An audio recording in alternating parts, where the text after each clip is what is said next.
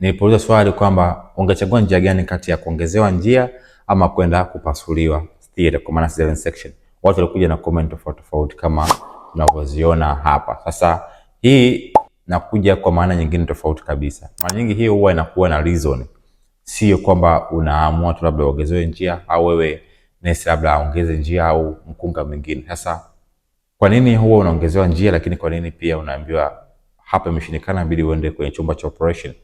Kuna reason ambazo nitakwambia, labda zingine nitakuwa nimesahau, lakini hivi ndivyo vitu muhimu sana. Jambo la kwanza tukumbuke, sio kuongezewa njia sio njia moja hapo sahihi au sio njia common sana ya wewe kujifungua. It means kwamba kama unaongezewa njia umejaribu kujifungua kawaida, alafu imeonekana pati ya mtoto kwa maana ya kichwa au mtoto amekuwa mkubwa na sehemu yako imeshindikana kutanuka vizuri au kudirect vizuri kuweza kupita mtoto kiurahisi, so hiyo njia kitaalamu tunaita kama ni episiotomy. Maamuzi yatachukuliwa kuweza kuona sehemu gani ya kuweza kukata ili kuweza mtoto kumokoa atoke vizuri na wewe mama uendelee kubaki salama. Kwa hiyo unapojaribu kuongezewa njia sio watu wameamua kwa makusudi, hapana. Wanajaribu kuongeza njia kutanua kidogo sehemu anapopitia mtoto ili kuweza kumtoa mtoto kwa urahisi.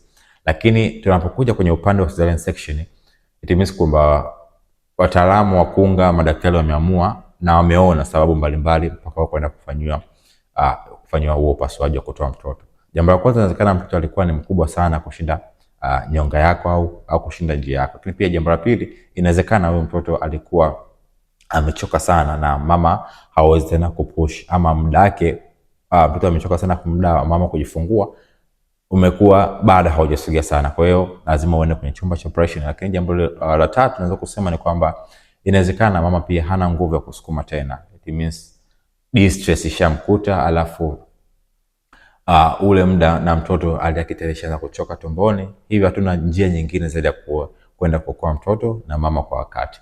Lakini jambo lingine, inawezekana kulikuwa na changamoto zingine, labda magonjwa kama vile tunasema ni kama preeclampsia au eclampsia na magonjwa mengine. Kwa hiyo hivyo vitu vyote vinavyofanyika vinakuwa na reason. So it means sio mtu mmoja anaamua kwamba tumuongeze tu njia ndio ajifungua, hapana.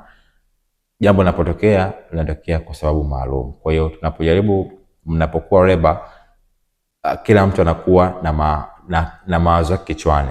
Zaidi ambavyo vitu vinatokea, kumbuka kwamba kuna kuuliza, lakini jali sana kile kitu ambacho watu wa afya wanakuhudumia. Kwa hiyo kama uelewi, jaribu kuuliza, lakini kitu kitendeka, basi shukuru Mungu na kuweza kufurahia uzazi ambao uko nao. Kumbuka ilikuwa na Safe Made na Tiba. Jali afya yako, thamini uzazi wako. Until next time.